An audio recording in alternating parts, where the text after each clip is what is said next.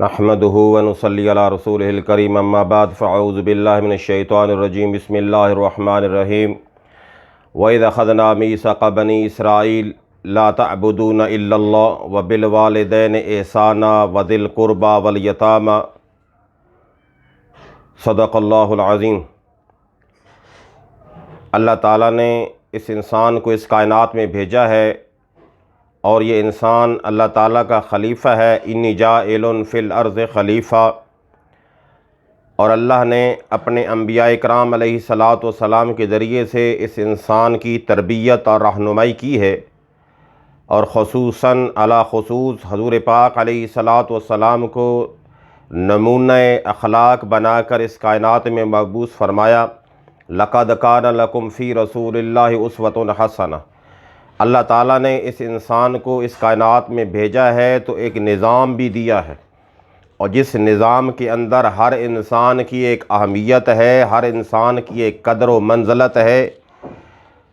آج کا جو میرا موضوع ہے وہ یتیم کے حقوق ہیں۔ اللہ نے صرف حکمرانوں کی بات نہیں کی، اللہ پاک نے صرف تاجروں کی بات نہیں کی، اللہ تعالیٰ نے صرف وزیروں کی بات نہیں کی، ہر طبقہ فکر کی اللہ پاک نے بات کی ہے۔ اور خصوصاً یتیموں کے بارے میں حضور پاک علیہ الصلاۃ والسلام کے جو اقوال ہیں اور قرآن پاک کی جو آیات ہیں، بہت ساری آیات کے اندر اللہ پاک نے خصوصاً حقوق العباد میں والدین کے بعد اور عزیز و اقارب کے بعد سب سے زیادہ جس بات پر زور دیا وہ یتیموں کے حقوق ہیں۔ جیسے میں نے آپ کے سامنے تلاوت سورہ البقرہ کی آیت نمبر 83 تلاوت کی ہے، وَإِذَا أَخَذْنَا مِيثَاقَ بَنِي إِسْرَائِيلَ لَا تَعْبُدُوا إِلَّا اللَّهَ، کہ اللہ تعالیٰ نے بنی اسرائیل میں تقریباً 70,000 سے زائد نبی آئے اور سب نبیوں کو ایک ہی پیغام بھیجا کہ اللہ کے علاوہ کسی کی عبادت نہیں کرنی۔ پھر فرمایا وَبِالْوَالِدَيْنِ إِحْسَانًا، اور والدین کے ساتھ احسان کرنا ہے، اور اگلی بات کی وَذِي الْقُرْبَى، جو قریبی رشتہ دار ہیں، بیوی بچے ہیں، بہن بھائی ہیں، دادا دادی ہیں، نانا نانی ہیں، تو ان کے ساتھ اچھا سلوک کرنا ہے۔ اور اس کے بعد جس طبقے کا ذکر کیا وہ ایک پسا ہوا طبقہ تھا، پھر فرمایا والیتامى، اور یتیموں کے ساتھ بھی جو ہے وہ خیر خواہی کا سلوک کرنا ہے۔ قرآن پاک کی اسی سورہ البقرہ کے اندر سورہ 215 آیت کے اندر بھی اللہ پاک ارشاد فرماتا ہے یسألونک ماذا ينفقون، یہ لوگ پوچھتے ہیں کہ ہم اپنے مال کو کیسے خرچ کریں، قل ما انفقتم من خیر، پھر پہلے فرمایا فللوالدین، پہلا جو مصرف ہے خرچ کا تمہارے والدین ہیں، والاقربین، اس کے بعد قریبی رشتہ دار ہیں، پھر فرمایا والیتامى، تو تیسرے نمبر پہ حقوق العباد میں یتیموں کا ذکر ہو رہا ہے۔ پھر فرمایا سورہ النساء کے اندر وَاعْبُدُوا اللَّهَ وَلَا تُشْرِكُوا بِهِ شَيْئًا وَبِالْوَالِدَيْنِ إِحْسَانًا وَبِذِي الْقُرْبَى وَالْيَتَامَى، یہاں بھی اللہ نے اپنی توحید کے بعد اور والدین کی خدمت کے بعد رشتہ داروں کے ساتھ اس نے سلوک کے بعد ذکر کیا تو یتیموں کا ذکر کیا۔ اور اسی سورہ البقرہ کے اندر آیت نمبر 170 کے اندر بھی فرمایا وَآتَى الْمَالَ عَلَى حُبِّهِ ذَوِي الْقُرْبَى وَالْيَتَامَى، اللہ کی محبت میں اپنے والدین پہ بھی خرچ کرو، اپنے رشتہ داروں پہ بھی خرچ کرو، اور ساتھ فرمایا والیتامى، یتیموں پہ خرچ کرو، اور یتیموں پہ خرچ کرنا ہے۔ اور اللہ نے اگر یتیموں کو مال دیا ہے، ان کے وراثت کے طور پہ ان کو ملا ہے، تو پھر فرمایا وَلَا تَقْرَبُوا مَالَ الْيَتِيمِ، یتیم کے مال کے قریب نہیں جانا، إِلَّا بِالَّتِي هِيَ أَحْسَنُ، ہاں اچھے انداز کے ساتھ اس کو ان کے مال کی تجارت کریں اور ان کو نفع پہنچائیں، ورنہ اللہ کے محبوب علیہ الصلوۃ والسلام نے سورہ النساء کے اندر بھی اللہ پاک نے ارشاد فرمایا ان الذین یأخلون اموال الیتامی ظلما، اور جو لوگ یتیموں کا مال ظلم سے ہڑپ کر لیتے ہیں انما یأخلون فی بطونہم نارا، تو ایسا ہے جیسے اپنے پیٹوں کے اندر آگ بھر رہے ہیں، وسیصلون سعیرا، اور وہ برا ٹھکانہ ہے۔ حضور پاک علیہ الصلوۃ والسلام نے ارشاد فرمایا جو لوگ یتیموں کا مال کھاتے ہیں کل قیامت کے دن ایسے اٹھیں گے کہ ان کے منہوں سے آگ نکل رہی ہوگی۔ اور آپ علیہ السلام جب معراج پہ تشریف لے گئے تو آپ علیہ السلام نے وہاں دیکھا کچھ لوگوں کے منہوں کے اندر آگ کے پتھر ٹھونسے جا رہے ہیں۔ جبرائیل سے پوچھا بھائی یہ کون لوگ ہیں؟ جبرائیل نے عرض کیا علیہ الصلوۃ والسلام نے کہ آپ کی امت کے وہ لوگ ہیں جو یتیموں کا مال کھایا کرتے تھے۔ اور قرآن پاک میں اندر کیا پیارا ارشاد فرمایا سورہ المعون کے اندر أَرَأَيْتَ الَّذِي يُكَذِّبُ بِالدِّينِ فَذَلِكَ الَّذِي يَدُعُّ الْيَتِيمَ،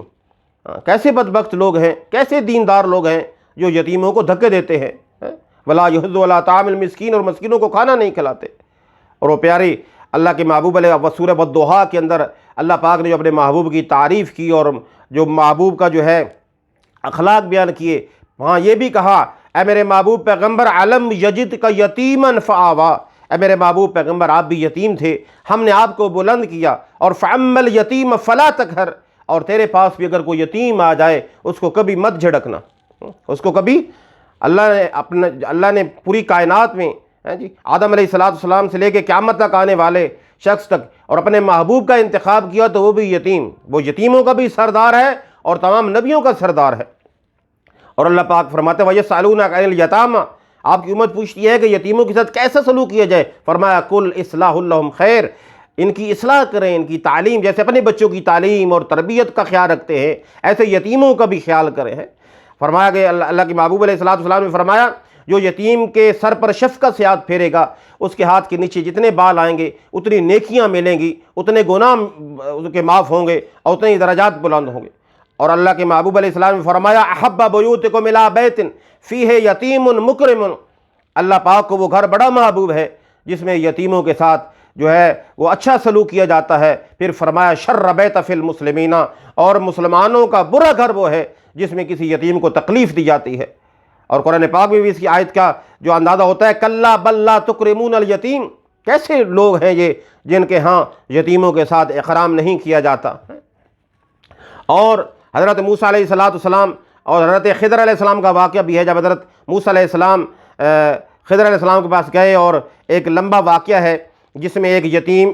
ایک جو ہے مسکین کی کشتی کا جو پھٹا حضرت خضر علیہ السلام نے توڑ دیا، پھر آگے جائے ایک بچے کو جو ہے وہ قتل کر دیا ناحق، اور آگے دیکھا کہ دیوار گری پڑی ہے، اس کی دیوار کو ٹھیک کر دیا۔ جب آخر میں موسیٰ علیہ السلام نے عرض کیا حضرت یہ کیا تھا، تو یتیم کے حوالے سے کہا یہ دیوار یتیم کی تھی، حالانکہ موسیٰ علیہ السلام نے کہا تھا کہ ان کے کوئی روٹی پانی پہ ان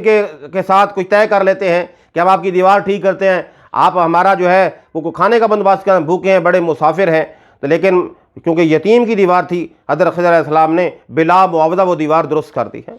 اور یتیموں کے بارے میں کیا ہے وَيُطْعِمُونَ الطَّعَامَ عَلَىٰ حُبِّهِ مِسْكِينًا وَيَتِيمًا وَأَسِيرًا، آل بیت کا واقعہ میں پہلے تذکرہ آل بیت میں عرض کر چکا ہوں کہ آل بیت نے روزہ رکھا ہوا ہے جی، اور روزہ رکھا ہوا ہے، ایک یتیم آواز دیتا ہے سارا پکا پکایا کھانا اس یتیم کے حوالے کر دیتے ہیں، اور خود جو ہے فاقے سے اور خود پانی سے افطار کر لیتے ہیں یتیموں کے حوالے سے۔ ایک دفعہ ایک انگریز نے ایک کتاب لکھی تھی 100، اور اس میں سب سے پہلے جو جس شخصیت کا ذکر کیا وہ جناب محمد رسول اللہ صلی اللہ علیہ وسلم۔ کسی نے پوچھا بھائی آپ نے حضرت عیسیٰ کا ذکر نہیں کیا،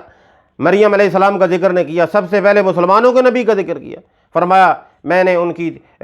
تاریخ میں اور خصائل میں ایک واقعہ پڑھا ہے جس سے میں اتنا متاثر ہوا کہ میں نے حضور پاک علیہ السلام کا واقعہ پہلے جو ہے لکھا ہے۔ فرمایا اس میں لکھا ہے کہ ایک دفعہ حضور پاک علیہ السلام اپنی بیٹی فاطمہ الزہرا کے گھر گئے اور پوچھا کہ حسنین کریمین کہاں ہیں، انہوں نے کہا جی باہر بچوں کے ساتھ کھیلنے گئے ہیں۔ تو حضور پاک علیہ السلام ان کی تلاش میں باہر نکلے تو ایک گلی میں کھیل رہے تھے، تو آپ علیہ السلام ایک درخت پڑا تھا اس کا تنا وہاں سوکھا ہوا، اس کے اوپر بیٹھ گئے۔ ایک صحابی آیا، اس آپ کیسے بیٹھے ہیں، کیسے تشریف فرمائیں؟ فرمایا حسنین کریمین کھیل رہے ہیں، ان کو لینے آیا تھا۔ تو انہوں نے عرض کیا حضور آپ ان کو پھر لے کیوں نہیں جاتے؟ تو فرمایا ان کے ساتھ کچھ یتیم بچے بھی کھیل رہے ہیں اور میرا دل نہیں چاہا کہ میں ان کو لے جاؤں، ہو سکتا ہے ان کے دل میں جائے کہ ہمارا بھی ہوتا تو ہمیں بھی لے جاتا، تو جب تک یہ خود ہی کھیل کے چلے جائیں گے پھر میں گھر لے، اتنا یتیموں کا خیال کیا۔ ایک دفعہ آپ علیہ السلام باہر تشریف لے جا رہے تھے، شاید عید کا موقع تھا، ایک بچے کو روتے ہوئے دیکھا تو پوچھا اے میرے بیٹے تو کیوں رو رہا ہے؟ اس نے کہا میرے جو ہے وہ ماں باپ نہیں ہیں اور سب نے عید کے کپڑے لیے ہیں اور میرے پاس عید کے کپڑے نہیں، اس لیے رو رہا ہوں۔ تو حضور پاک علیہ السلام نے اس کو اٹھا لیا اور فرمایا آج کے بعد محمد صلی اللہ علیہ وسلم تیرے والد ہیں اور حضرت عائشہ رضی اللہ تعالیٰ عنہ تیری والدہ ہیں۔ وہ گھر لے گئے اور حضرت عائشہ رضی اللہ تعالیٰ عنہ سے کہا کہ اس کو نہلاؤ اور اس کو نئے کپڑے دلاؤ۔ ہاں جی،